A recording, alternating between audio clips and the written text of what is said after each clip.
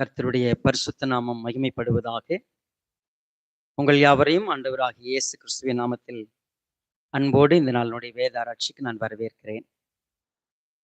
கர்த்தருடைய பெரிய கிருபையினால நம்ம தொடர்ந்து வெளிப்படுத்தின விசேஷ புஸ்தகத்தை வாசிப்பதற்கும் தியானிப்பதற்கும் நம்ம பெரிய வாய்ப்பு கிடைத்திருக்கிறது.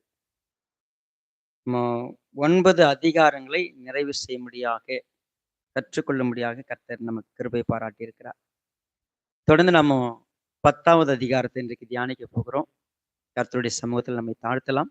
கண்கள் மூடி நாம் செபிப்போம். பரிசுத்தமுள்ள எங்கள் நல்ல பிதாவே, நீர் ஆசீர்வதித்திருக்கிறதான இந்த ஆசீர்வாதமான மாலை பொழுதுக்காய் ஸ்தோத்திரம். மீண்டும் ஒரு முறை தம்முடைய பாதத்தில் அமர்ந்து கற்றுக்கொள்ளுகிற ஒரு ஸ்லாக்கியத்தை எங்களுக்கு கொடுத்திருக்கிறேன். உடைய வார்த்தை எவ்வளவு ஆழமானது, அது எங்களுக்கு எவ்வளவு அவசியமானது என்பதை இன்னும் ஒரு முறை நாங்கள் உணர்ந்து பார்த்து தாழ்மையோடு உடைய சமத்திலே அமர்ந்திருக்கிறோம். கர்த்தர் எங்களோடு கூட பேசுங்க, எங்களுக்கு தெளிவை கொடுங்க, கற்றுக்கொள்ளுகிற இந்த கிருபை எங்களுக்கு தாங்க. உம்முடைய மகிமைக்காய் அர்ப்பணித்து மீட்பர் பாதமணிந்து நன்றியோடு ஜெபிக்கிறோம் நல்ல பிதாவே, ஆமென். நம்ம ஒரு சில வாரங்களாக 7 முத்திரைகள் அதை குறித்து நம்ம படிச்சோம். அதை தொடர்ந்து எக்காலங்கள் 7 எக்காலத்தை குறித்து நம்ம படிக்கிறோம். இந்த 7 ட்ரம்பட் கடந்த வாரம் நம்ம 6th ட்ரம்பட் அதனுடைய விளக்கத்தை படிச்சோம். எவ்வளவு பெரிய ஆபத்தை பூமி சந்திக்க இருக்கிறது, கர்த்தருடைய முழுமையான நியாய தீர்ப்புக்கு முன்பதாக தேவன் ஒரு சில வாதைகளை அனுமதிக்கிறார். நம்முடைய வாழ்க்கையில இந்த ப்ராக்ரஸை நம்ம தெளிவா கொஞ்சம் புரிஞ்சுக்கணும். ஒன்று, கர்த்தர் தம்முடைய தீர்க்கதரிசிகளை தம்முடைய தாசர்களை அனுப்பி பாவத்தினுடைய விளைவு என்ன, பாவத்தினுடைய சம்பளம் என்ன, மனிதனுடைய வாழ்க்கையில அது அவனை எங்கு கொண்டு சேர்க்கும், அதிலிருந்து வரக்கூடிய அந்த விளைவுக்கு மத்தியில மனிதனை விடுவிக்கக்கூடிய வழி என்ன, எப்படி மனம் திரும்ப வேண்டும், இதெல்லாம் சொல்லி அநேக ஊழியக்காரர்களை அனுப்பி பேசுறார். There were many prophets, servants of God. அதாவது தேவனுடைய ஊழியக்காரங்க, அவங்களுக்கு கொடுக்கப்பட்ட இலக்கு ஒண்ணுதான். நீங்க போய் பாவத்தை குறித்து பேசுங்க, மனம் திரும்புதலை குறித்து பேசுங்க. ஆதியிலேருந்து இதுதான். பட் டைம் டு டைம் என்ன பண்ணார் கர்த்தர், அந்த வார்த்தைகளுக்கு அவங்க செவி கொடுக்கலன்னு சொல்லும் பொழுது சிக்ஷைகளை கொடுத்து, சின்ன சின்ன வாதைகளை கொடுத்து, அவங்கள நொறுக்கி அல்லது அவங்களை சிதறடித்து ஒவ்வொரு முறையும் சொல்லி கொடுத்தார். நம்ம இந்த லைன் அப்ல தான் இப்ப வெளிப்படுத்தின விசேஷத்தையும் படிக்கிறோம். முதலாவது, கர்த்தர் ஆதாரங்களை, குறிப்பாக மனிதனுக்கு எதெல்லாம் தேவையோ அதையெல்லாம் அழிக்கும்படியான ஒரு சூழ்நிலை மனம் திரும்பிடுவாங்க. அல்லது தங்களுடைய அன்புக்குரியவங்க தங்களுடைய குடும்பத்துல ஏதோ ஒரு முக்கியமான விஷயம், ஒரு டெத்து நடக்குது, மனம் திரும்புவாங்க. இப்படியெல்லாம் கர்த்தர் அனுமதிக்கிறார். ஆனால் என்ன நடக்கிறது, நம்ம போன வாரம் எப்படி எண்ட் பண்ணோம் அப்படின்னா, இவைகளெல்லாம் அவர்கள் பார்த்தும் மனம் திரும்பவே இல்லை. இவைகளெல்லாம் அவங்க அனுபவிச்சு கூட மனம் திரும்புறதுக்கு அவங்களுக்கு மனசு இல்லை.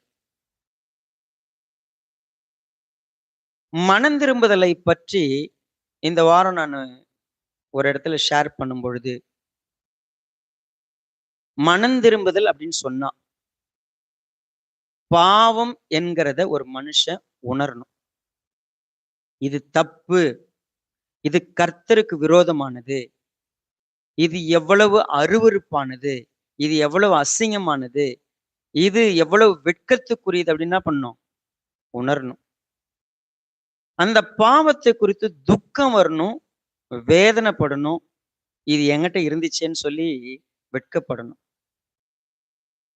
3வது அந்த பாவத்த அவங்க அறிக்கையிடணும். இத நான் செஞ்சுட்டது தப்புதான்.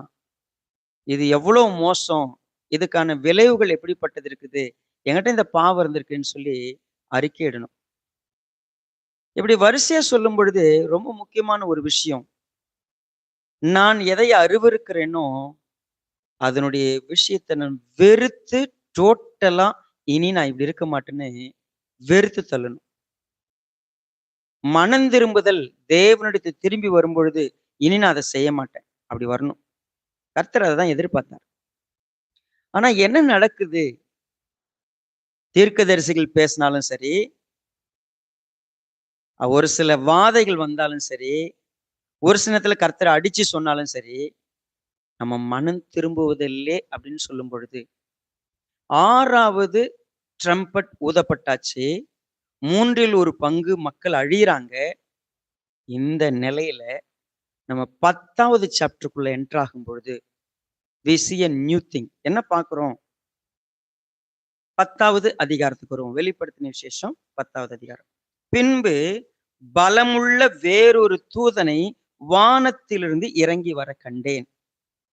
மேகம் அவனை சூழ்ந்திருந்தது. அவனுடைய சிரசின் மேல் வானவில் இருந்தது. அவனுடைய முகம் சூரியனைப் போலவும், அவனுடைய கால்கள் அக்கினி ஸ்தம்பங்களைப் போலவும் இருந்தது. திறக்கப்பட்ட ஒரு சிறு புஸ்தகம் அவன் கையில் இருந்தது. தன் வலது பாதத்தை சமுத்திரத்தின் மேலும், தன் இடது பாதத்தை பூமியின் மேலும் வைத்து, சிங்கம் கெர்ச்சிக்கிறது போல மகா சத்தமாய் ஆர்ப்பரித்தான். அவன் ஆர்ப்பரித்த போது 7 இடிகளும் சத்தமிட்டு முழங்கின. 7 இடிகளும் தங்கள் சத்தங்களை முழங்கின போது நான் எழுத வேண்டும் இருந்தேன். அப்பொழுது 7 இடி முழக்கங்கள் சொன்னவைகளை நீ எழுதாமல் முத்திரை போடு என்று வானத்திலிருந்து ஒரு சத்தம் உண்டாக கேட்டேன். நீங்க 6ஆம் தூதன் எக்காலம் ஊதினான்னு 9வது அதிகாரம் 13வது வசனத்துல வாசிப்பீங்க. 21வது வசனத்துல இந்த 6ஆம் தூதன் எக்காலம் ஊதனப்ப என்ன நடந்துச்சு, அங்கே அது க்ளோஸ் ஆச்சு.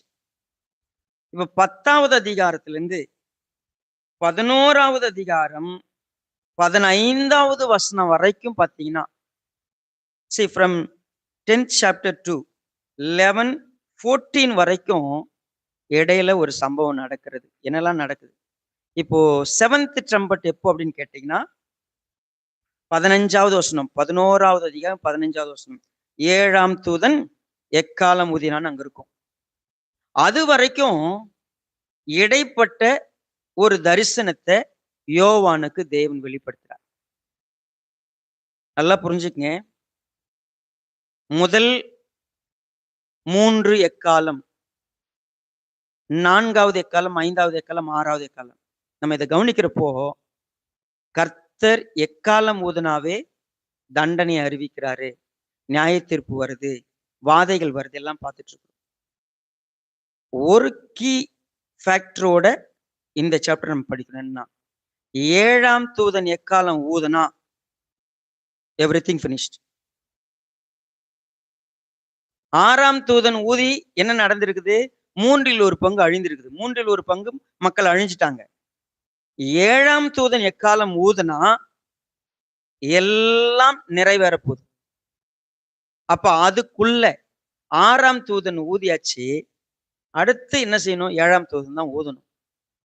ஆனா இடையில் முக்கியமான ஒன்றை கர்த்தர் வெளிப்படுத்துகிறார். என்ன செய்கிறார் அவர்? பாருங்க, முதல் வசனம். பின்பு பலமுள்ள வேறொரு தூதன் வானத்திலிருந்து இறங்கி வர கண்டேன். மேகம் அவனை சூழ்ந்திருந்தது. அவனுடைய சிரசின் மேல் வானவில் இருந்தது. அவனுடைய முகம் சூரியனை போலவும், அவனுடைய கால்கள் அக்னி ஸ்தம்பங்களைப் போலவும் இருந்தது. இதை வாசிக்கும் போது நிறைய நேரத்துல we see some similarities. என்ன சிமிலாரிட்டிஸ் அப்படின்னு பாத்தீங்கன்னா, மேபி இந்த வார்த்தைகள், இந்த ஒரு அப்பியரன்ஸ் யாருக்கு பொருத்தமா இருக்கும்னு கேட்டீங்கன்னா, ஆண்டவராகிய இயேசு கிறிஸ்துவுக்கு பொருத்தமா இருக்கிற மாதிரி தோன்றும். ஏன்னா நீங்க வெளிப்படுத்தின விசேஷம் 1வது அதிகாரத்துல நீங்க வாசிக்கும் பொழுது கவனிச்சிருக்கலாம்.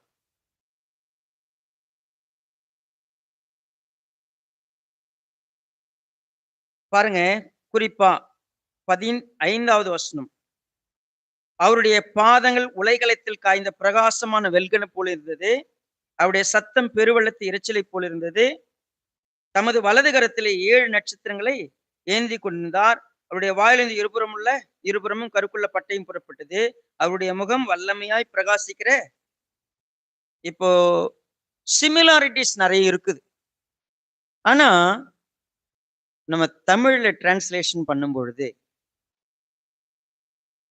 ப்ரொனவுன் யூஸ் பண்றது ஆங்கிலத்துல ஹி அப்படிங்கிறது கேபிட்டல் ஹெச் போட்டிருந்தா அது கர்த்தரை குறிக்கிற ஒரு பதம்ங்கிறதுனால அப்படி அண்டர்ஸ்டாண்டிங். தமிழ்ல அவன் அப்படின்னு குறிப்பிடுறத அவர்னு சொல்லப்பட்டிருந்தா அது யாரை குறிக்கும்? கர்த்தரை குறிக்கும். சோ இப்போ இங்க வேறொரு தூதன் அப்படின்னு சொன்னா ஆக்சுவலா நம்ம கொஞ்சம் கவனிக்கலாம். பழைய ஏற்பாட்டுல ஆண்டவராகிய இயேசு கிறிஸ்து ஓல்ட் டெஸ்டமெண்ட்ல என்ன பண்ணாரு? மனித உருவுல வந்து பேசியிருக்கிறாரு. ஏஞ்சல் ஆஃப் த லார்ட், கர்த்தருடைய தூதனானவர் அப்படின்னு சொல்லி நம்ம வாசிப்போம். கர்த்தருடைய தூதனானவர்னா தூதனுடைய ஃபார்ம்ல என்ன பண்றது? வந்து சந்திக்கிறது. இன்னும் சொல்ல போனா கர்த்தருடைய தூதனை முகமுமா கண்டு நான் இன்னும் உயிரோடு இருக்கிறேன்னு சொல்ற அளவுக்கு. சோ இயேசு கிறிஸ்துவுக்கு தூதனுடைய ஃபார்ம என்ன பண்ணலாம்? ஓரளவுக்கு இணைச்சு சொல்லலாம்.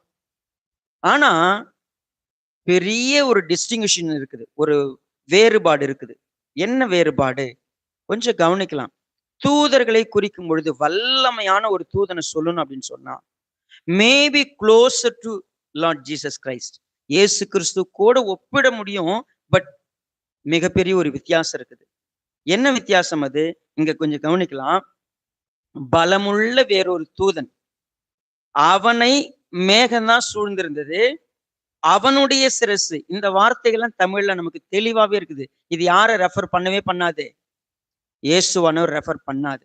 சரி, அவனுடைய சிரசின் மேல வானவில் இருந்தது. அவனுடைய முகம் சூரியனை போல இருந்தது. அவனுடைய கால்கள் அக்னி ஸ்தம்பங்களை போல இருந்தது. சோ கிளியரா சொல்ல போனா இது இயேசுவானவருக்கு பொருந்தாது. ஏன் பொருந்தாது? வல்லமையான தூதர்களை வேற இடங்கள்ல நம்ம பார்க்க முடியுமா? இதே மாதிரி ஒப்புமை வேற யாருக்காவது இருக்குதான்னு கேட்டா ஏன் கூட தானியல் புஸ்தகத்துக்கு வரும். தானியல் தீர்க்க தரிசன புத்தகம், டேனியல் சாப்டர் 12.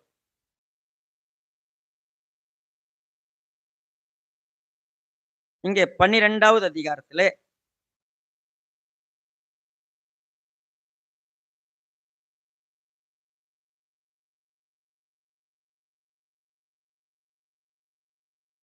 முதல் வசனம் பாருங்க.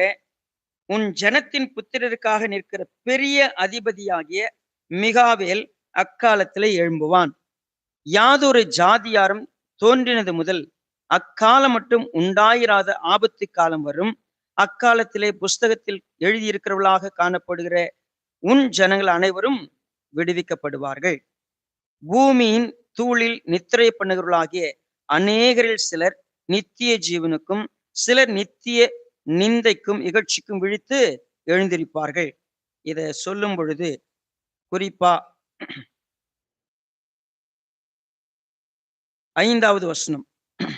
அப்பொழுது தானியேலாகிய நான் ஆற்றுக்கு இக்கரையில் ஒருவனும் ஆற்றுக்கு அக்கறையில் ஒருவனுமாகிய வேற 2 பேர் நிற்க கண்டேன். சணல் வஸ்திரம் தரித்தவரும் ஆற்றின் தண்ணீர்கள் மேல் நிற்கிறவருமாகிய புருஷனை ஒருவன் நோக்கி, இந்த ஆச்சரியமானவர்களின் முடிவு வர எவ்வளவு காலம் செல்லும் என்று கேட்டான்.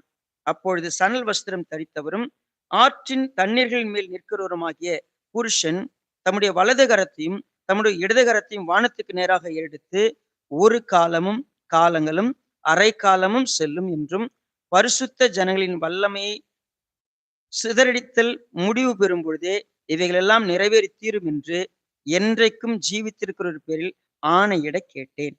நல்லா புரிஞ்சுங்க. இது இத அப்படியே நம்ம வெளிப்படுத்தின விசேஷம் 10வது அதிகாரத்துல என்ன பண்ண முடியும்? கவனிக்க முடியும். என்ன நடக்கிறது பாருங்க. இப்ப இங்க ஒருத்தர் நிக்கிறாரு. அந்த தூதனுடைய அப்பியரன்ஸ் அத மிக பலமுள்ள தூதனுங்கிறதுக்கு தெளிவான சாட்சி இருக்குது.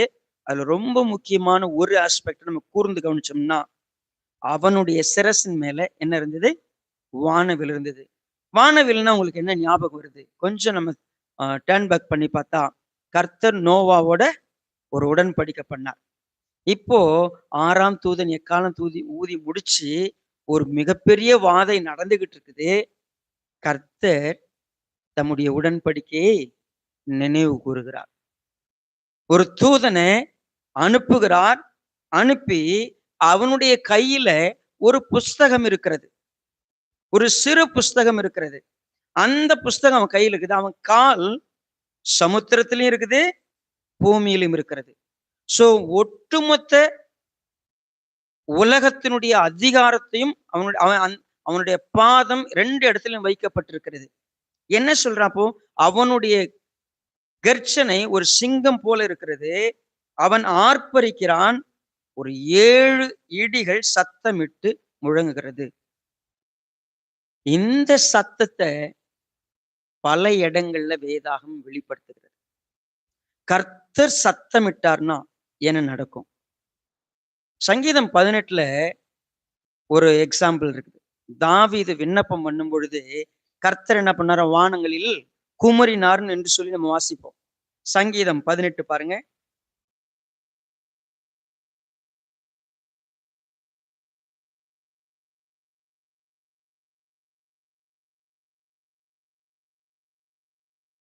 குறிப்பா 7வது வசனம். அப்பொழுது பூமி அசைந்து அதிர்ந்தது. அவர் கோபம் கொண்டபடியால் பர்வதங்களின் அஸ்திபாரங்கள் குலுங்கி அசைந்தது. அவர் நாசிலிருந்து புகழ் எழும்பிற்று. அவர் வாயிலிருந்து பட்சிக்கிற அக்கினி புறப்பட்டது. அதனால் தழல் மூண்டது. வானங்களை தாழ்த்தி இறங்கினார். அவர் பர்வதங்களின் பாதங்களின் கீழ் காரில் இருந்தது. கேருவின் மேல் ஏறி வேகமாய் சென்றார். காற்றின் சட்டைகளை கொண்டு பறந்தார். இருளை தமக்கு மறைவிடமாக்கினார். கரும்புகைகளையும் புனல்களையும் ஆகாயத்து கார்மேகங்களையும் தம்மை சூழ கூடாரமாக்கினார். அவருடைய சந்நிதி பிரகாசத்தினால் அவருடைய மேகங்கள் பறந்து விலகிற்று. கல்மழையும் நெருப்பு தழலும் விழுந்தது. இப்ப கவனிங்க 13வது வசனம். கர்த்தர் வானங்களில் குமரினார். உன்னதமானவர் தமது சத்தத்தை தொனிக்க பண்ணினார். கல்மழையும் நெருப்பு தழலும். கர்த்தர் சத்தமிட்டால் என்ன நடக்கும்? சங்கீதம் 29ல இன்னொரு விஷயத்தை நம்மளால பார்க்க முடியும். நம்ம பாட்டு கூட அடிக்கடி பாடுறோம். கர்த்தரின் சத்தம் வல்லமை உள்ளது. நம்ம பாடக்கூடியது. 4வது வசனம் பாருங்க. 3வது வசனத்திலே சொல்லலாம். கர்த்தருடைய சத்தம் தண்ணீர்கள் மேல் தொனிக்கிறது. மகிமையுள்ள தேவன் முழங்குகிறார். கர்த்தர் திரளான தண்ணீரின் மேல் இருக்கிறார். கர்த்தருடைய சத்தம் வல்லமை உள்ளது. கர்த்தருடைய சத்தம் மகத்துவம் உள்ளது. கர்த்தருடைய சத்தம் கேதுரு மரங்களை முறிக்கிறது. கர்த்தர் லீபனோனின் கேதுரு மரங்களை முறிக்கிறார். இதெல்லாம் நம்ம படிக்க முடியும். கர்த்தருடைய சத்தம் என்ன சொல்ல வருகிறது? He want to say something. குறிப்பா அவருடைய சத்தம் எப்பொழுது பயங்கரமா இருக்கும்? ஒரு கோபத்தில் இருக்கும்போது. இப்ப நம்ம 6ஆம் தூதன் எக்காலம் ஊதி முடிக்கிறான். வாதைகள் நடக்கிறது. கர்த்தர் கோபமா இருக்கிறார். 7ஆம் தூதன் ஊதுறதுக்கு முன்னாடி ஒரு பலமுள்ள தூதனை நம்ம பார்க்கிறோம். அவன் யாரா இருக்கிறான்? அவன் எங்க நிற்கிறான்? அவன் கையில என்ன இருக்குது? இதோட கூட அவன் சத்தமிடுவது, கர்ச்சிக்கிறது, இது நடக்கும் பொழுது அந்த இடத்துல நடக்கக்கூடிய விஷயத்த கொஞ்சம் கவனிச்சு பாருங்க. இதுதான் நமக்கு ஒரு ஆச்சரியமான ஒரு உண்மையை நமக்கு வெளிப்படுத்துகிறது. என்ன சொல்றாரு பாருங்க. அடுத்த வார்த்தை 10வது அதிகாரத்திலே, அவ்வேழு இடிகளும் தங்கள் சத்தங்களை முழங்கின பொழுது நான் எழுத வேண்டும் என்று இருந்தேன்.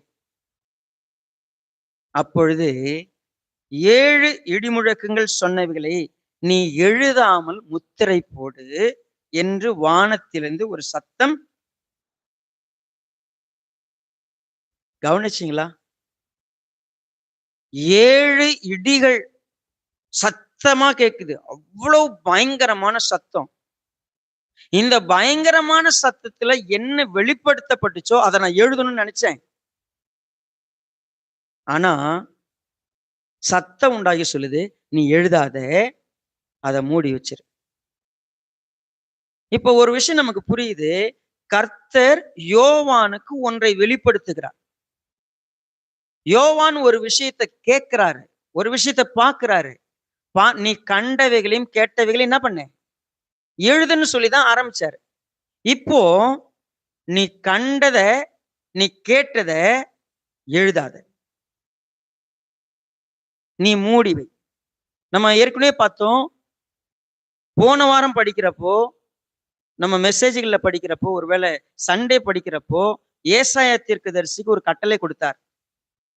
நீ போய் இந்த ஜனங்கள் காணாமலும் இந்த ஜனங்கள் கேளாமலும் இருதயத்தால் உணராமலும் இருக்கும்படி நீ வேதாகமத்தை என்ன பண்ண, மூடி போடுன்னு சொன்ன. முத்திரை போட்டு வச்சிரு, வேண்டாம். ஆக்சுவலா சொல்ல போனா தேவன் எல்லாவற்றையும் எல்லா நேரங்களிலும் வெளிப்படுத்துறாரான்னு கேட்டா, இப்போ ஒரு பெரிய ஒரு கேப் இருக்குது. 6ஆம் தூதன் எக்காலம் ஊதுறதுக்கும் 7ஆம் தூதனுக்கும். அதுக்கு நடுவுல ஒன்றை சொல்லிட்டு நீ இதை மக்களுக்கு சொல்லாத. ரொம்ப ஆச்சரியமா இருக்கு. அப்ப எதுக்கு வெளிப்படுத்தினாரு? ஏன் சொல்ல வேணான்னு சொன்னார்? நீ போய் அதை எழுதாத, நீ எழுதி அவங்க அதை வாசிக்க தேவையில்லை. சோ என்ன சொன்னது தெரியல, ரகசியம். அது நல்லா ஒரு விஷயம் புரிஞ்சுங்க. ரகசியம்னா என்ன? மிஸ்ட்ரி. சம்டைம் நம்ம மிஸ்ட்ரின்னு சொல்லி நாம ஃபீல் பண்ண, நம்ம ஒருத்தங்கிட்ட பேசுவோம், இது மிஸ்ட்ரின்னு சொல்லுவோம். பட் ஒருத்தங்க நோண்டி நோண்டி கேட்டா எல்லா ரகசியத்தை என்ன பண்றோம், சொல்லிடுவோம். ஆராய்ந்து தேடி பார்த்தா மறைச்சு வச்சுக்கிறதுலாம் ஏதாவது ஒண்ணு வேணாம். நம்ம நம்ம பண்ண எல்லா சார்ட்டையும் ஹிஸ்டரியும் டெலீட் பண்ணிருக்கலாம். ஆனா உண்மையாவே அதை தேடி எடுக்கணும், என்ன பண்ணலாம்? நீங்க 10 வருஷத்துக்கு முன்னாடி ஒரு போட்டோ உங்க போன்ல டெலீட் பண்ணிட்டீங்க, சுத்தமா டெலீட் பண்ணிட்டீங்க, உங்க போனே இல்லை. 10 வருஷத்துக்கு முன்னாடி டெலீட் பண்ண போட்டோ இப்ப எடுக்க முடியுமா? S, you can restore. 10 வருஷத்துக்கு முன்னாடி நீங்க பண்ண சார்ட் எடுக்க முடியுமா? Yes, we can restore. நீங்க நினைக்கலாம் ஒரு ரகசியம் மறைஞ்சிருச்சு, இது ரகசியம் யாருக்கும் தெரியாது. நம்ம ரகசியம்லாம் எந்த ஒரு ரீதியில என்ன பண்ணிடும், வெளியே வந்துடும். But if God hides some mystery, யாராலையும் அதை என்ன பண்ண முடியாது, ஓபன் பண்ண முடியாது. why you want to keep this as a mystery? ஜானுக்கு சொன்னாரு, நீ இதை மூடி வச்சிரு. அந்த தூதன் சொல்றான், நான் எழுதணும்னு நினைச்சேங்க, ஆனா எழுதக்கூடாதுன்னு சொல்லிட்டார். சரி, என்ன நடக்கிறது? சமுத்திரத்தின் மேலும் பூமியின் மேலும் நிற்கிறதாக நான் கண்ட தூதன் தன் கையை வானத்துக்கு நேராக உயர்த்தி, இனி காலம் செல்லாது, ஆனாலும் தேவன் தம்முடைய ஊழியக்காரராகிய தீர்க்கதரிசிகளுக்கு சுவிசேஷமாய் அறிவித்தபடி 7ஆம் தூதனுடைய சத்தத்தின் நாட்களில் அவன் எக்காலம் ஊத போகிற போது தேவ ரகசியம் நிறைவேறும் என்று வானத்தையும் அதில் உள்ளவைகளையும் பூமியையும் அதில் உள்ளவைகளையும் சமுத்திரத்தையும் அதில் உள்ளவைகளையும் சிருஷ்டித்தவரும் சதா காலங்களிலும் உயிரோடு இருக்கிறவருமான் மேல் ஆணையிட்டு சொன்னார். ஆணையிட்டு சொல்றார். யார் மேல? ரொம்ப அழகான ஒரு டிஸ்கிரிப்ஷன். சத்தியம் பண்ணி ஆணையிட்டு சொல்ற ஒரு வார்த்தை என்னது? there is no time, no more time. 7ஆம் தூதன் எக்காலம் ஊத போறான், ஊதனம் முடிஞ்சிச்சு. 6ஆம் தூதன் எக்காலம் வரைக்கும் வந்தாச்சு, 6 முத்திரை 7 முத்திரைகளை உடைக்கிறது, எல்லா தூதர்களும் எக்காலம் இதெல்லாம் நமக்கு பார்த்துக்கிட்டே வந்துட்டோம். Now it's a end time. முடிவுக்கு வருது. என்ன முடிவுக்கு வருது? தம்முடைய பரிசுத்தவான்கள், தம்முடைய ஊழியக்காரர்கள் யாரெல்லாம் அவர் தன்னுடைய வார்த்தைகளை வெளிப்படுத்தணும்னு அழைச்சு சொன்னாரோ, அவங்க மூலமா வெளிப்படுத்தின வார்த்தைகளுக்கான விடைய நிறைவேற்றுகிறது வந்துவிட்டது. நம்ம எப்பொழுதும் இந்த வார்த்தையை பார்ப்போம். ஆமோஸ் புஸ்தகத்துல 3வது அதிகாரம்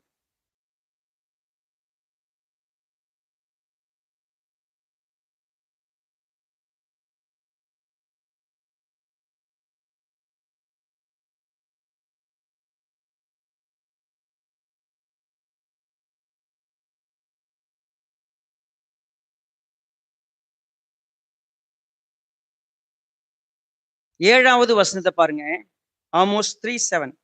கர்த்தராகிய ஆண்டவர் தீர்க்கதரிசிகளாகிய தம்முடைய ஊழியக்காரருக்கு தமது ரகசியத்தை வெளிப்படுத்தாமல் ஒரு காரியத்தையும் செய்யவே மாட்டார். எல்லாவற்றையும் தம்முடைய ஊழியக்காரங்களுக்கு சொல்லிட்டு தான் செய்வார்.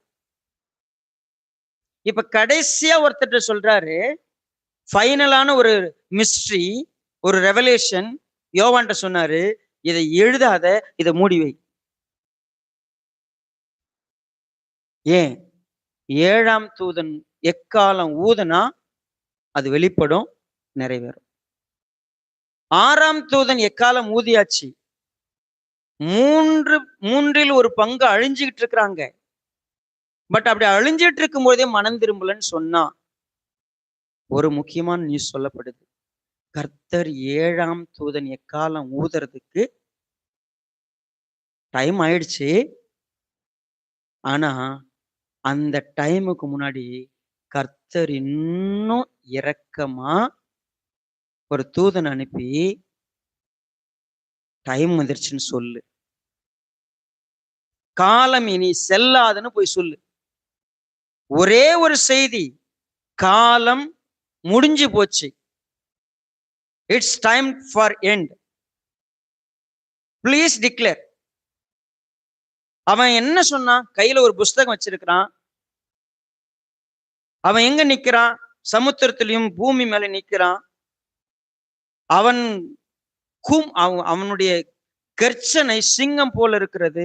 அவன் சத்தமிட்டு சொல்றான். இடி இடிக்குது, 7 இடி இடிக்கிறது. 7 இடியிலும் ஒரு மிகப்பெரிய செய்தி இருக்குது. அதை எழுதலான்னு சொல்லும்போது, எழுதாத, வெயிட், நீ அதை மூடிடு. ஆனால் ஒரு செய்தி போய் சொல்லு. அவன் என்ன சொன்னான்னு சொல்லு. அவன் என்ன சொன்னான்? காலம் இனி செல்லாது, டைம் முடிஞ்சு போச்சு. அடுத்தது சொல்லு.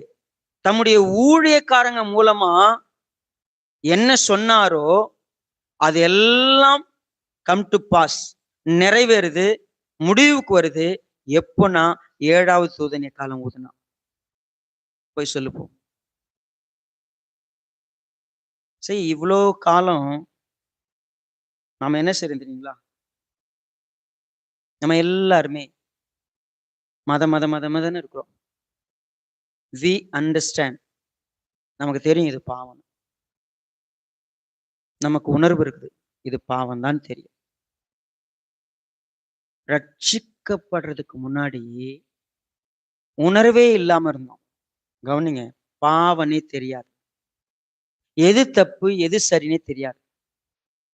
ஆனா வேதத்தை அறிகிற அறிவு வந்த பிற்பாடு, கர்த்தராகி இயேசு கிறிஸ்து கிட்ட வந்த பிற்பாடு பாவம்னா என்னன்னு தெரியும். ஆனா நம்ம என்ன தெரியுங்களா பண்ணிட்டோம்? விடு, ஆண்டவர் மன்னிச்சிடுவார். கடைசியா திருத்திக்கலாம், அப்புறம் மாத்திக்கலாம், அப்புறம் சரி பண்ணிக்கலாம். இப்ப ஜாலியா இரு, இப்ப சந்தோஷமா இரு. இப்ப எந்த பாவம் இல்லாம எப்படி இருக்கிறது? விடு. ஆண்டவர் தான் ரொம்ப இரக்கமானவர், ரொம்ப கிருபையானவர். அவர் உடன்படிக்கை பண்ணிருக்கிறார். என்ன அவர் விட்டுற மாட்டார். என்னை எப்படியா பரலோகத்துக்கு கூட்டு போயிடுவார்.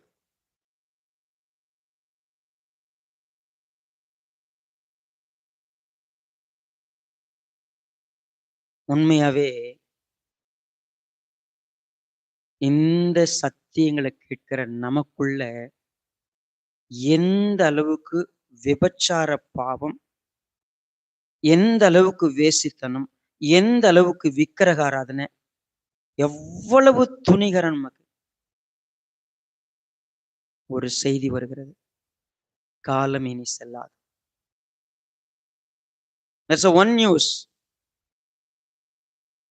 நான் ஒன்று செய்வேன், களஞ்சியங்களை இடித்து பெரிதாக கட்டுவேன், இதையெல்லாம் நான் அப்படி செய்வேன், இப்படி செய்வேன். வார்த்தை வந்தது, மதிகேடனே, இன்று இரவிலே உன் ஜீவன் எடுக்கப்படும் என்று சொன்னால் நீ சேர்த்து வைத்தவைகள் எல்லாம் யாருடையதாகும்? அந்த மாதிரி நாளைக்கு நான் இப்படி இருப்பேன் அப்படி இருப்பேன்னு நினைக்கிறவனை பார்த்து மதிகேடனேன்னு சொன்னாரு. நாம நினைக்கலாம், நான் நாளைக்கு திருந்திருவேன், நாளைக்கு மாறிடுவேன், அடுத்த வாரம் சரியாயிடும், அடுத்த மாசம் சரியாயிடும், அப்புறம் சரி பண்ணிப்பேன்.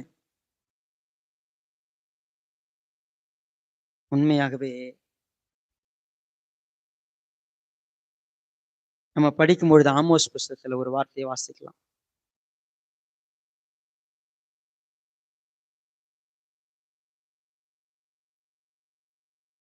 8வது வசனம் பாருங்க, 3:8. சிங்கம் கெர்ச்சிக்கிறது, யார் பயப்படாது இருப்பான்?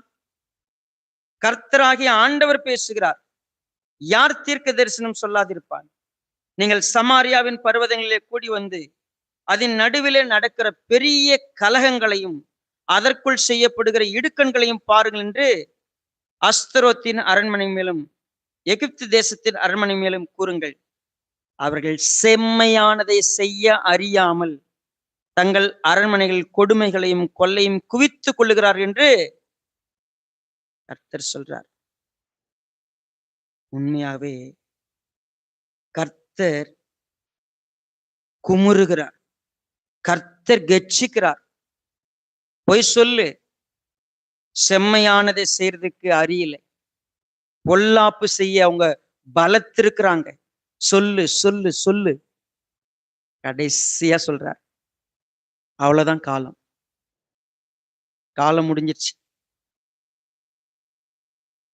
தேவ பிள்ளையே, இந்த நாள் நம்ம கர்த்தருடைய சமூகத்துல அப்படி நின்று ஒருவேளை கர்த்தர் நம்மள்ட்ட பேசும்பொழுது இன்னும் மனம் திரும்பாம, பாவத்தை வெறுக்காம, பரிசுத்தத்தை நாடாம, நாம் உண்மையாகவே கர்த்தருடைய வார்த்தைக்கு இடம் கொடுக்காம, if you are dare to do anythings, நம்ம உண்மையாவே நம்ம எந்த அளவுக்கு துணிகரமா இருக்கணுமோ நம்ம அப்படி இருந்தோம்னா, the Lord wants to speak to us. It's time for the end. தூதன் கெர்ச்சிக்கிறான், ஏஞ்சலுடைய சத்தம், it's like a roaring lion. ஒரு சிங்கம் கெர்ச்சிக்கிறத போல கெர்ச்சிக்கிறான். Want to say this is going to be an end if you don't repent. நம்ம மனம் திரும்பலன்னு சொன்னா, நம்மளுடைய பாவங்களை குறித்த ஒரு உணர்வு இல்லை. கர்த்தர் இன்னும் is so gracious, is giving time. நம்முடைய வாழ்க்கையை கொஞ்சம் நம்ம ரிவைண்ட் பண்ணி பார்த்தோம்னா, எவ்வளவு காலம் தேவன் நம்ம கிட்ட கிரேசியஸா இருந்தார். But we don't listen to the word of God. தேவனுடைய வார்த்தைக்கு நம்ம என்ன பண்றது இல்லை, செவி கொடுக்கறது இல்லை. we don't really accept our sin. நம்முடைய பாவத்தை நம்ம என்ன பண்றது இல்லை, ஒத்துக்கிறது இல்லை. we already say all sorts of excuses. நம்ம என்ன பண்றது தெரியுமா, எல்லாத்துக்கும் ஒரு காரணம் வச்சிருக்கிறோம். we justify, நான் இப்படி செய்யறது காரணம் இது. But there is a final warning. Before the 7th trumpet, 7ஆம் தூதன் ஊதுறதுக்கு முன்னாடி ஒரு பலமுள்ள தூதன் கெர்ச்சித்து சொல்லுகிறான், hello listen, this is a final call. காலம் இனி செல்லாது. That's a final. அவன் கர்ச்சிக்கிறது எதுக்கு? கர்த்தர் சத்தமிட்டார்னா கேதுரு மரம் முறியும், மான் குட்டி போடும். நம்ம தானே? கர்த்தரின் சத்தம் வல்லமை உள்ளது.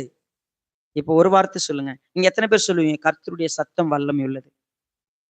Everyone will say no? Yes. The voice of the Lord is so powerful. Then why we are not changing? அவர் சத்தம் போட்டார்னா மானு குட்டி போட்டுரும். அவர் சத்தம் போட்டார்னா காடே ஒடிஞ்சிரும். ஆனா நாமும் தூதர்களை அனுப்பி மெல்லிய சத்தத்தோட பேசுறார், கிருபையோட பேசுறார்.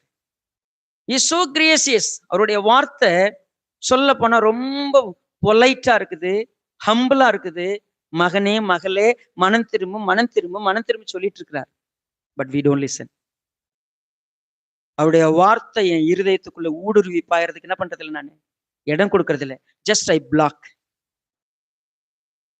நான் எதிர்த்து நிக்கிறேன். உண்மையாவே ஐ ஹார்டன் மை ஹார்ட்.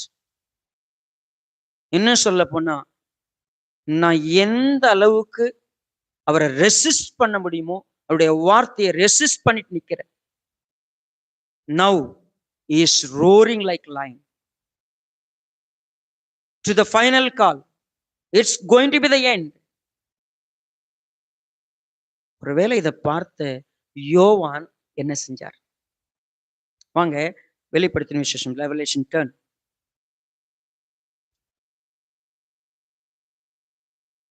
ஆறாவது வசனம், verse 6. இனி காலம் செல்லாது, ஆனாலும் தேவன் தம்முடைய ஊழியக்காரராகிய தீர்க்கதரிசிகளுக்கு சுவிசேஷமாய் அறிவித்தபடி 7ஆம் தூதனுடைய சத்தத்தின் நாட்களில் அவன் எக்காலம் ஊத போகிற போது தேவ ரகசியம் நிறைவேறும் என்று ஆணையிட்டு சொன்னாரு. இஸ் ஜஸ்ட் என்ன சொல்றது, ஒரு ஸ்வேர் பண்ணி சொல்றார், சத்தியம் பண்ணி சொல்றார். It's going to be the end. Okay, now verse 8. நான் வானத்திலிருந்து பிறக்க கேட்ட சத்தம் மறுபடியும் என்னுடனே பேசி, சமுத்திரத்தின் மேலும் பூமியின் மேலும் நிற்கிற தூதனுடைய கையில் இருக்கும் திறக்கப்பட்ட சிறு புஸ்தகத்தை நீ போய் வாங்கிக் கொள் என்று சொல்ல. See, again எல்லாம் முடிஞ்சிருச்சு. Message is over, but there was a voice. Again it said, you go and receive the small book. So ஏற்கனவே பார்த்தோம், கர்த்தருடைய வலது கரத்துல என்ன இருக்கு? புத்தகம் இருக்கிறது. அது 7 முத்திரைகளால் என்ன பண்ணப்பட்டிருந்துச்சு? முத்திரைக்கப்பட்டிருந்துச்சு. 7 முத்திரைகளும் இயேசுவானவர் என்ன பண்ணாரு? உடைச்சாரு. அந்த புஸ்தகம் இல்லை, இது வேறு ஒரு சிறு புஸ்தகம். என்னது அந்த சிறு புஸ்தகம்? மேபி ஒரு ஷார்ட்டர் வெர்ஷனா இருக்கலாம். அது என்ன நமக்கு வெளிப்படுத்தப்படலை. நமக்கு ஒரு சில நேரங்கள்ல if the revelation is not candid open, நமக்கு அது சொல்லலையா, நாம என்ன பண்ணக்கூடாது? அதுக்கு ஸ்டோரி எழுதக்கூடாது. சரியா? What it is there, we should not bring story for that. நமக்கு அது ஒரு புது கதை எழுதக்கூடாது. Just it is said, it's a small book. அந்த புஸ்தகத்தை போய் வாங்க. go and just receive it. நீ என்ன செய்? verse 9. அந்த தூதனிடத்துக்கு போய் நான் என்ன பண்ணேன்? சிறு புஸ்தகத்தை எனக்கு தாரும் என்றேன். உண்மையாவே நான் அதை யோசிக்கிறேன். என்ன சொல்லுது? நீ போய் வாங்கிக்கன்னு சொல்றார். சரிங்களா? ஸோ ஆக்சுவலா இங்கிலீஷ்ல பார்த்தோம்னா, then the voice which I heard from heaven spoke to me again and said, go take the little book. ஆக்சுவலா எப்படி இருக்குது? போய் எடுத்துக்கன்னு இருக்குது. யோவான் என்ன செய்யறாரு? he went there, give me. ஆக்சுவலா go take the little book which is open in the hand of the angel who stands on the sea on the earth. அப்படிதானே இருக்கு ஆங்கிலத்தில் வாசிக்கிறப்போ. ஸோ உண்மையை go and take, அவன் கையில் இருக்குது, போய் எடுத்துக்கோ. ஆனா நான் உண்மையவே ஒரு ஊழியக்காரன் எப்படிப்பட்ட ரெஸ்பெக்டோட ஒரு ஏஞ்சல் கையில் இருக்குது போய் சொல்றாரு. நான் என்ன செஞ்சேன்னா போயிட்டு So I went to the angel and said to him, give me the little book. And he said to me, take and eat. மறுபடியும் என்ன வார்த்தை வருது? மறுபடியும் என்ன பண்ணிக்க, நீ எடுத்துக்கோ, நீ இந்த நான் கொடுக்குறேன், அப்படி இல்லை, டேக். ஸோ இந்த கான்வர்சேஷனை பார்த்தா உண்மையாவே கர்த்தருடைய தரிசனங்களை பார்க்கிற, கர்த்தருடைய வெளிப்பாடுகள் ரிசீவ் பண்றப்போ ஒரு மனிதனுக்கு இருக்கக்கூடிய தாழ்மை, as a human being, கர்த்தருடைய வசனத்தை கேட்கிறப்போ sometime we take things for granted. நமக்கு இருக்கிற வாய்ப்புகள் எல்லாம் நம்ம கொள்ளையாடின பொருளை எடுத்துப்போம். பழமொழி சொல்லுவாங்க, நாயை கிட்ட கூப்பிட்டா எட்டி என்ன பண்ணுமா, அது மூஞ்ச நக்குமா. தெரியுமா அது உங்களுக்கு பழமொழி? நாயை அது தூரமா இருக்கிற வரைக்கும் நல்லாதான் இருக்கும். அதை கூப்பிட்டு கொஞ்சம் நீங்க கிட்ட கூப்பிட்டு கொஞ்சம் பார்த்தீங்கன்னு வச்சுங்களேன், அது என்ன பண்ண, டக்குன்னு ஏற்று உங்க முகத்தை நக்கும். அது தெரியாது. உண்மையாவே நம்ம சொல்றோமே, நமக்கு கிடைச்சிருக்கிற கிருபைகளை, கிரேஸ், எவ்வளவு கிரேஸ் இருக்கு, sometime we take it for granted. நமக்கு கர்த்தருடைய வார்த்தை இருக்குது அப்படின்னு சொன்னா, எடுத்துக்கோன்னு சொன்னா, ஆக்சுவலா எனக்கு கொடுங்க. That's a humble spirit. உண்மையவே எனக்கு வேணும் அது. ஸோ அப்போ சொன்னாரு, எடுத்துக்கோ, நீ சாப்பிடு. நீ சாப்பிட்டா என்ன ஆகும்?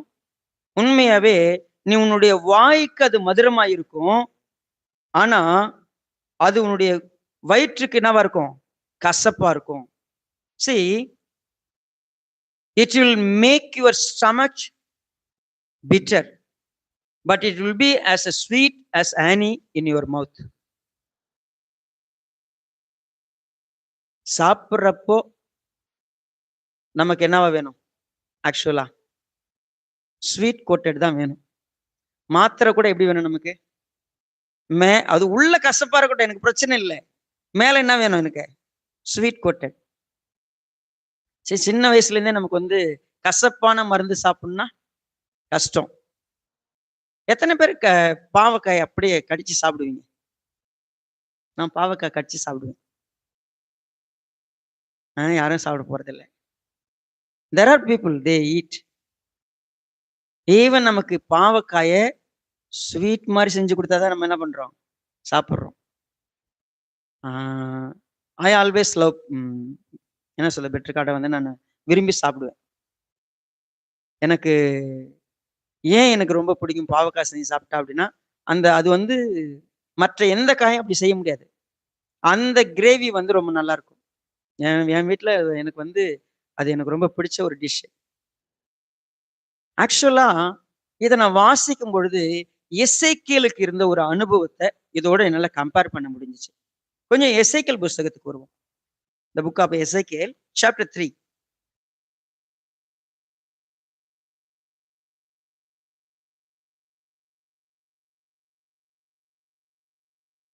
Verse 1. பின்பு அவர் என்னை நோக்கி, மனுபுத்திரனே, நீ காண்கிறதை புசி, இந்த சுருளை நீ புசித்து இஸ்ரவேல் சந்ததியாரிடத்தில் போய் அவர்களோட பேசு என்றார். அப்படியே என் வாயை திறந்தேன். அப்பொழுது அவர் அந்த சுருளை எனக்கு புசிக்கு கொடுத்து, மனுபுத்திரனே, நான் உனக்கு கொடுக்கிற இந்த சுருளை நீ உன் வயிற்றிலே உட்கொண்டு அதனால் உன் குடல்களை நிரப்புவாயாக என்றார். அப்பொழுது நான் அதை புசித்தேன். அது என் வாய்க்கு தேனை போல தித்திப்பாயிருந்தது. பின்பு அவர் என்னை நோக்கி, மனுபுத்திரனே, நீ போய் இஸ்ரவேல் சந்ததியாரிடத்தில் சேர்ந்து என் வார்த்தைகளை கொண்டு அவர்களோட பேசு. ஆக்சுவலா பல்வேறு விதமான தீர்க்கதரிசிகள், ப்ராஃபட்ஸ், எசேக்கியேல் இருக்கிறார் இல்லையா? எசேக்கியேல் was different from all other prophets. மற்ற எல்லா ப்ராஃபட்ஸை விட கொஞ்சம் வித்தியாசமானவர். he showed like ஒரு டெமான்ஸ்ட்ரேஷன் பண்ணி இஸ்ரவேல் மக்களுக்கு வார்த்தையா சொல்றதை விட வாழ்க்கை மூலமா சொல்லுவார். எப்படின்னு கேட்டா, நீ போய் மனித வரட்டிகளால் என்ன பண்ணு, அப்ப சுடு. அப்படின்னா என்ன? மாட்டு சாணத்தை கொண்டு என்ன பண்ணுவோம்? வரட்டி செஞ்சு அப்பம் சுடுறது ஓகே. மனுஷங்களுடைய கழிவை கொண்டு ஒரு சாணி ரெடி அதை காய வச்சு அந்த வரட்டி எடுத்து சாப்பாடு செய்யணும் எப்படி இருக்கும்? எசேக்கியேல் செஞ்சு சாப்பிட்டார்.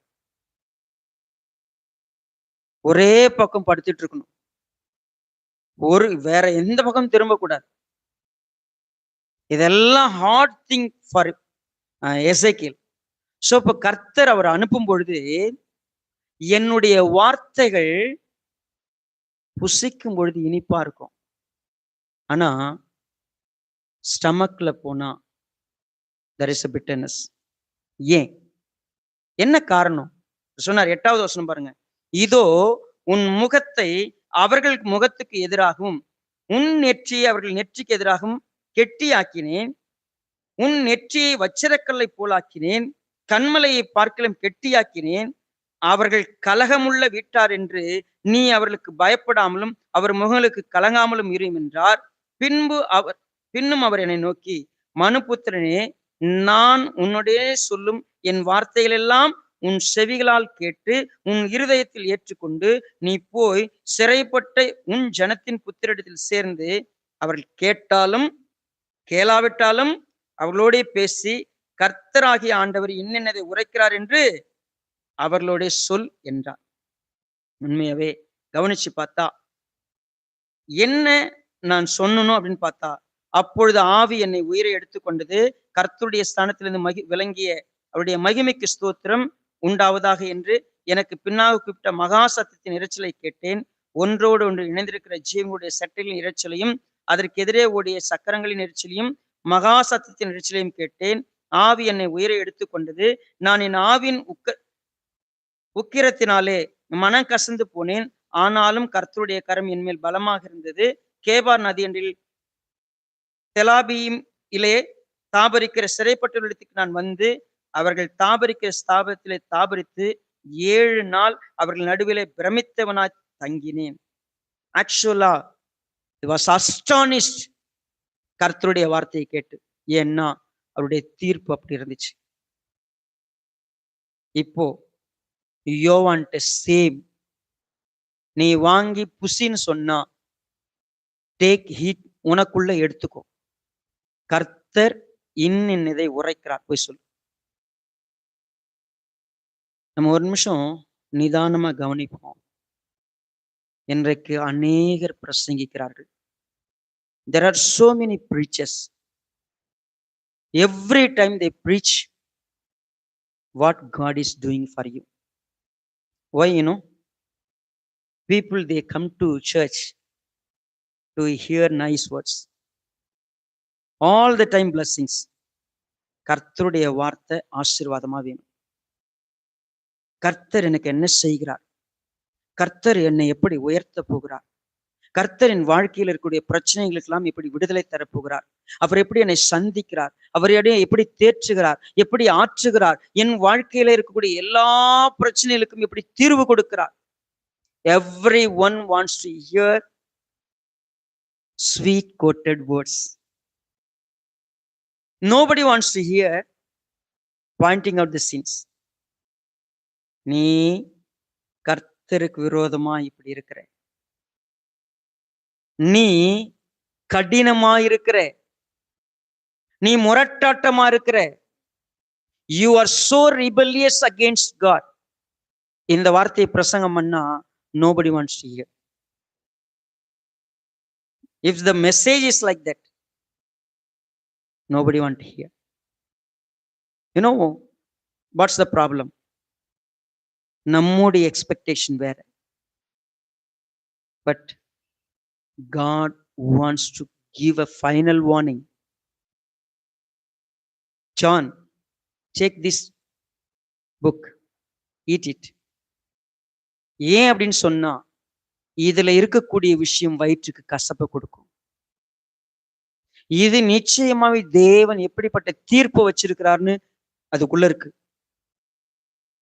தயவு செய்து போய் சொல்லு, போய் பிரசங்கி, போய் சொல்லு, இதெல்லாம் மனுஷக்கிட்ட சொல்லு. உண்மையாவே இந்த வேத வசனத்தை நம்முடைய வாழ்க்கையில வாசிக்கிற பாக்கியம் இன்னைக்கு நமக்கு கிடைச்சிருக்கு. கொஞ்சம் அப்படி திருப்பி பார்த்தான். ஒரு தூதன், ஒரு பலமுள்ள தூதனை அனுப்பி, அந்த பலமுள்ள தூதன் கர்ச்சிக்கிற அந்த சத்தத்தை முழங்க பண்ணியிருக்கிறதுக்கு காரணம், கர்த்தர் சத்தமிடுகிறார். கர்த்தருடைய சத்தம் எல்லாவற்றையும் மாற்றும். ஆனா உன் இருதயத்தை மட்டும் மாத்தல. See, he can change whole world. But if you don't allow, if you don't give, your permission, God will not enter into your heart. உன் இருதயத்துக்குள்ள வரவே மாட்டார். அவருடைய சத்தத்தினால எல்லாத்தையும் செய்ய முடியும். வானத்தையும் பூமியும் சமுத்திரத்தையும் ஆளுகிற ஒரு பேர்ல ஆணையிட்டு சொல்லுகிறேன், 7ஆம் தூதன் எக்காலம் ஊதும் பொழுது அவர் தம்முடைய தீர்க்கதரிசிகள் மூலமாக சொன்ன எல்லா வார்த்தையும் நிறைவேற பண்ண போறார். நிச்சயம் நடக்கும். நீ எப்போ உட்கார்ந்து மெசேஜ் கேட்டல, ஊழியக்காரங்களை அனுப்பி உங்கள்கிட்ட பேசினார்ல, நீ கர்த்தருக்கு விரோதமா நிக்கிறேன்னு சொன்னார்ல, நீ கர்த்தருக்கு விரோதமா மறைஞ்சிருக்கிறேன்னு சொன்னார்ல, ஏன் அவருடைய வார்த்தை நம்ம இருதயத்துக்குள்ள கிரியை செய்யல? சரி, சம்டைம் நம்ம என்ன பண்றோம் அப்படிங்கிறத யாராவது கண்டுபிடிக்கிற வரைக்கும் நம்ம மறைச்சிக்கிட்டே இருக்கிறோம். கண்டுபிடிச்சா அதுக்கப்புறம் நமக்கு பயமே இருக்கிறது இல்லை. கண்டுபிடிக்கிற வரைக்கும் மறைச்சிக்கிட்டு இருப்போம். கண்டுபிடிச்சா ஒரு தைரியம் வந்துருது. போ, அவ்வளவுதான். திருந்துவோமா? இல்லவே இல்லை. சோ யோவானுக்கு சொன்ன கட்டளை தான். என்ன சொன்னார் பாருங்க. கொஞ்சம் நம்ம 10வது அதிகாரத்துக்கு வருவோம்.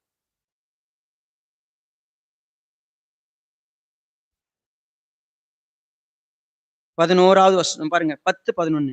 நான் அந்த சிறு புஸ்தகத்தை தூதனுடைய கையிலிருந்து வாங்கி அதை புசித்தேன். அது என் வாய்க்கு தேனை போல மதுரமாயிருந்தது. நான் அதை புசித்த உடனே என் வயிறு கசப்பாயிற்று. அப்பொழுது அவன் என்னை நோக்கி, நீ மறுபடியும் அநேக ஜனங்களையும் ஜாதிகளையும் பாஷைக்காரரையும் ராஜாக்களையும் குறித்து நீ போ, எல்லாருக்கும் இதை சொல்லு. அவங்க லைஃப்ல என்ன இருக்குதுன்னு போய் சொல்லு. கர்த்தருடைய வார்த்தையை வாசிக்க ஆரம்பிச்சிட்டோம். கர்த்தர் பேசுறாரு. உன் லைஃப்ல நீ எங்க இருக்கிற? ஆக்சுவலா உன் லைஃப் நீ யாரா இருக்கிற? மீண்டும் நான் சொல்றேன், கர்த்தருடைய வார்த்தை நம்மை சந்திக்கும்னு சொன்னா, நம்ம கொஞ்சம் நல்லா படிச்சுட்டு இருக்கிறோம். உன்னதத்திலிருந்து தோன்றிய அருணோதயம் நம்ம என்ன பண்ணிருக்கு? சந்தித்திருக்கிறது. God's word want to reach you.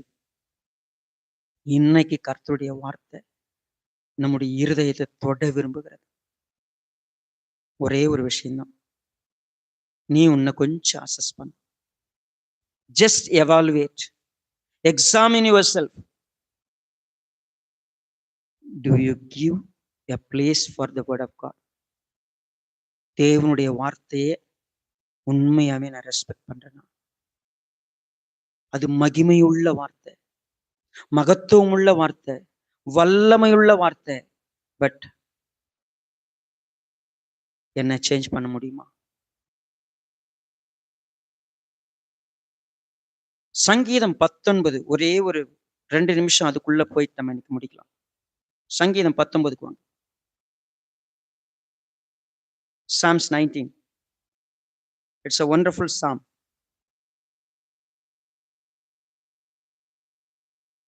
Verse 1. வானங்கள் தேவனுடைய மகிமையை, ஆகாய விரிவு அவருடைய கரங்களின் கிரியை. பகலுக்கு பகல் வார்த்தைகளை பொழிகிறது, இரவுக்கு இரவு அறிவை தெரிவிக்கிறது. அவைகளுக்கு பேச்சும் இல்லை, வார்த்தையும் இல்லை, அவைகளின் சத்தம் கேட்படுகிறதும் இல்லை. ஆகிலும் அவைகளின் சத்தம் பூமி எங்கும், அவைகளின் வசனங்கள் பூச்சக்கரத்து கடைசி வரைக்கும். அவைகளை சூரியனுக்கு கீழே ஒரு கூட. இவருங்க அது என்ன சொல்றாரு அப்படின்னு கேட்டா, வானம் உண்டாக்கும் போது என்ன சொல்லி படைச்சாரோ இமி அளவு மாறல, பூமி மாறல, அண்ட சராசரமும் all creation is obeying the word of God. Only one human being, we don't listen to him. கர்த்தருடைய வேதம் எப்படிப்பட்டது? 7வது வசனத்திலிருந்து பாத்தீங்கன்னா டிஸ்கிரிப்ஷன் இது. கர்த்தருடைய வேதம் குறைவற்றது, ஆத்துமாவை என்ன பண்ணும்? இப்ப நீங்க சொல்லுங்க, நம்ம பைபிள் படிக்கிறோம், கர்த்தருடைய வேதம் குறைவற்றது, என் ஆத்துமாவை உயிர்ப்பித்திருக்கா? கர்த்தருடைய சாட்சி சத்தியம், வேதம் என்ன வாய்க்கணும்? நான் ஞானி ஆனனா? கர்த்தருடைய நியாயங்கள் செம்மையும் உண்மையவே கர்த்தருடைய வேதத்தை வாசிக்கிறதுல தான் எனக்கு சந்தோஷமா, உலகத்துல எனக்கு சந்தோஷமா? கர்த்தருடைய கற்பனை தூய்மையும் என் கண்ணை தெளிவாக்கி இருக்கணும், ஆக்கிருச்சா? கர்த்தருக்கு பய சுத்தமும் என்றைக்கும், கர்த்தருடைய நியாயங்கள் உண்மையும், எல்லாம் நீதி, இதெல்லாம் சொல்லிட்டார். ஓகே, தெளித்தேனிலும் மதுரமானதுதான் அவருடைய வார்த்தை. ஏன் எனக்கு அது கசப்பானும்? ஏன் தெரியுமா கசப்பு? வாசிக்கும் போதே இனிப்பு, என் வாழ்க்கையே அதுக்கு ஏத்த மாதிரி கீழ்ப்படிஞ்சிருந்தா எனக்கு கசப்பே இல்லது. எப்ப தெரியுங்களா கசப்பு? நான் வாசிக்கும் போது இனிப்பா எடுத்துக்கிட்டேன், ஆனா அது என் வாழ்க்கையில மாற்றத்தை கொடுக்கறதுக்கு நான் இடம் கொடுக்கல. அது எனக்கு என்னவா இருக்குது? கசப்பா மாறுது. இப்ப பாருங்க, எங்க இருந்து ஸ்டார்ட் ஆகுது? 4 காரியம். பிழையாக இருக்கும் பொழுது, உணர்வு இல்லை. ஸ்டார்ட் பண்ணும் போதே கர்த்தர் சொன்னாரு, தம்பி இப்படி போகாத, இது செய்யாத, இது பாவம். From the beginning he instructs, he teaches, even சொல்ல போனா he admonishes. ஒவ்வொரு முறையும் the Lord wants to speak to us. பழையா இருக்கும்போதே, but we don't realize. நம்ம உணர்றதில்லை. அது என்னவா மாறும் தெரியுங்களா? மறைவான குற்றமா போகும். நம்ம மறைக்க ஆரம்பிப்போம். பிழை, மிஸ்டேக், ராங் இருக்கும் போதே திருத்துறது இல்லை. தென் நம்ம ஹிடன், நம்முடைய பார்த்தீங்கன்னா மேக்சிமம் அது பாவத்துக்குள்ள கொண்டு போய் நிறுத்தும். அடுத்தது துணிகரமான பாவத்துக்கு போவோம், 3rd ஸ்டேஜ். 4வது, இந்த துணிகரமான பாவம் என்னை ஆண்டு கொள்றதுக்கு நான் விட்டுவேன். என் வாழ்க்கையில பாவம் தான் ஆளும். 5th ஸ்டேஜ், நான் பெரும் பாதகனமா போய் நிற்பேன்.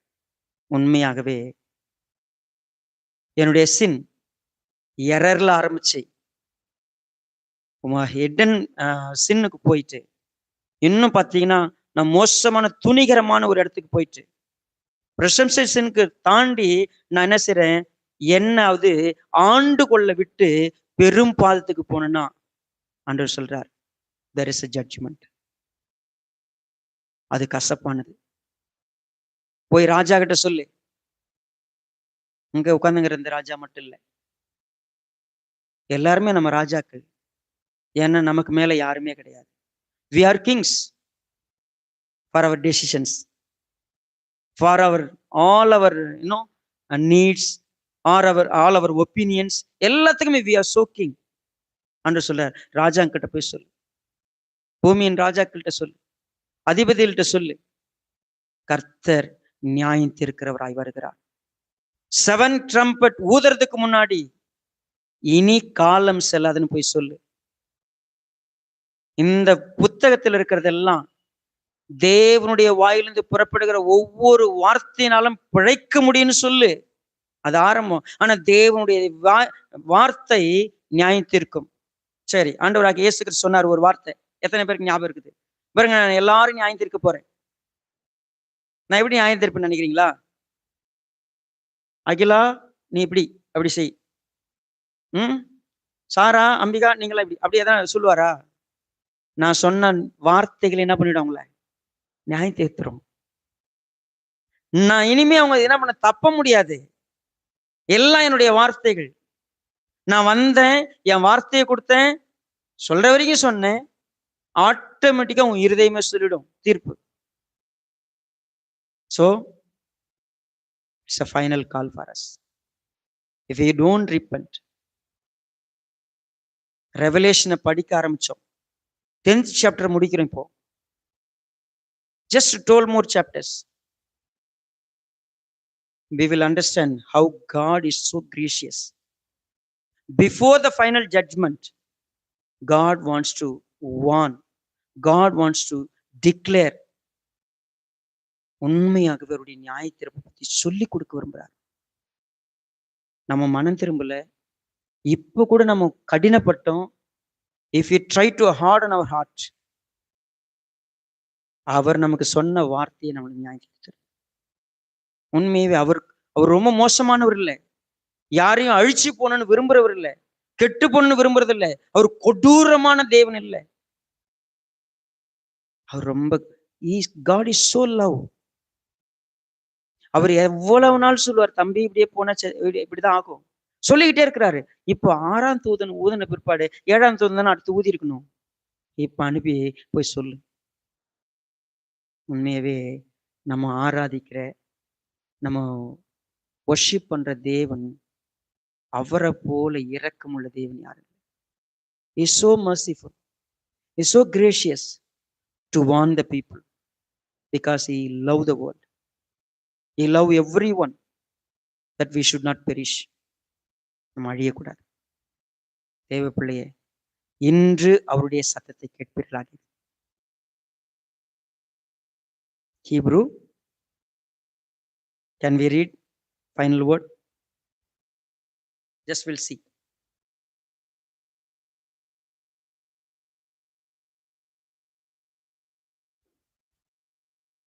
See chapter 3. 7வது வசனம் பாருங்க. ஆகையால் பரிசுத்தாவியானவர் சொல்லுகிறபடியே இன்று அவருடைய சத்தத்தை கேட்பீர்களாகில், வனாந்தரத்தில் கோபம் ஊட்டின போதும் சோதனை நாட்கள் நடந்தது போல உங்கள் இருதயங்களை, ஆமா இன்னும் சொல்ல போனா 15வது வசனம், இன்று அவருடைய சத்தத்தை கேட்பீர்களாகில் கோபம் ஊட்டுதல் நடந்து போல உங்கள் இருதயங்களை, ஆமா 4வது அதிகாரம் 7வது வசனம், இன்று அவருடைய சத்தத்தை கேட்பீர்களாகில் உங்கள் இருதயங்களை, அவ்வளவுதாங்க. Again and again and again 3 முறை ஆண்டவர் சொல்லிட்டார், கடினப்படுத்தாத. சரிங்களா? கர்த்தர் நம்மை தொடர்ந்து வழிநடத்திட்டோம். நம்ம படிக்கிற ஒவ்வொரு சப்ஜெக்டும், தூதன் யாரு, எக்காலம் என்ன, தென் அவங்களுடைய அப்பியரன்ஸ் என்ன, வார்த்தை என்ன, இந்த புஸ்தகம் என்ன, இது எல்லாம் ஏன் இந்த விவரங்களோடு கூட அப்ளிகேஷன் நம்ம எடுத்துக்கிறோம். கர்த்தர் நம்மோடு கூட தொடர்ந்து பேசிட்டோம். கண்களை முடிச்சோம் பண்ணலாமா? Let's pray. எங்களை நேசிக்கிற எங்கள் நல்ல பிதாவே, ஆசீர்வதிக்கப்பட்ட இந்த அற்புதமான நாளுக்காக, நேரத்துக்காக ஸ்தோத்திரம். எங்களோட கூட கர்த்தர் இடைப்பட்ட விதத்துக்காக நன்றி. எங்களுக்கு திரும்பவும் திரும்பவுமாய் உணர்த்துகிறேன், எங்களை எச்சரிக்கிறேன், எங்களை உணர்த்தி கற்றுக் கொடுக்கிறேன். மனம் திரும்ப உதவி செய்யுங்க. முழுமையாக அறிக்கையிட உதவி செய்யுங்க. நாங்கள் உண்மையாகவே உணர்கிறவர்களாக, அதை அறிவிருக்கிறவர்களாக, அதை அறிக்கையிடுகிறவர்களாக, எங்களுடைய உள்ளத்தில் அதை குறித்து வெறுப்புணர்வு வந்து எல்லாவற்றையும் கர்த்தரிடத்துல ஒப்பு கொடுத்து விட்டு புதிய வாழ்க்கைக்கு திரும்புவதற்கு முழு இருதயத்தோடு கர்த்தரிடத்துல வருவதற்கு உதவி செய்யுங்க. எங்களுடைய பாவ குற்றங்களை சுட்டி காட்டுவதற்காக நன்றி. மனம் திரும்புதல் இல்லாமல் அழிந்து போகிற ஒரு இடத்துக்கு நான் போவது எவ்வளவு மோசமானது, எவ்வளவு எச்சரிப்பு இருந்தும் நான் விழுந்து போவேன் என்று சொன்னால் அதற்கு கர்த்தர் காரணம் இல்லை, அதற்கு நாங்களே முழு பொறுப்பு. கர்த்தாவே, எங்களோடு இடைப்படுங்க, எங்களை உணர்த்துங்க, எங்களை வழிநடத்துங்க. உம்முடைய மகிமை எங்களை ஆளுகை செய்யும். தாழ்த்துகிறோம் அப்பா. தெய்வ சமாதானம் எங்க இருதயத்துல வரட்டும். இப்ப கூட நீங்க எவ்வளவு கிருபையா இருக்கிறீங்க, எவ்வளவு இரக்கமா இருக்கிறீங்க, நீடிய பொறுமையுள்ளவரா இருக்கிறீங்க. எப்படியாவது என் பையனுக்கு கடைசி வாய்ப்பு கொடுக்குறேன், எப்படியாவது அவன் திருந்துட்டுன்னு சொல்றீங்க. கேட்டு மனம் திரும்ப உதவி செய்யுங்க. ஆண்டவரே, இன்னைக்கு நாங்க எங்கேயோ போய்கிட்டு இருக்கிறோம், எங்க இஷ்டம் போல நடந்துகிட்டு இருக்கிறோம், இந்த வார்த்தைகள்லாம் தெரியாம இருக்கிறோம். எங்க சபையில எங்க சகோதரர்களாக எத்தனையோ பேர் இப்படி இருக்கிறாங்க. உதவி செய்யுங்க. உடைய வார்த்தைகளை மாற்றட்டும், வழி நடத்தட்டும். மீட்பெருமரும் இரட்சகருமாய் இருக்கிற கர்த்தராகிய இயேசு கிறிஸ்துவின் நாமத்திலே தாழ்மையோடு வேண்டிக் கொள்கிறோம் நல்ல பிதாவே. ஆமென். Thank you so much. எல்லாருக்கும்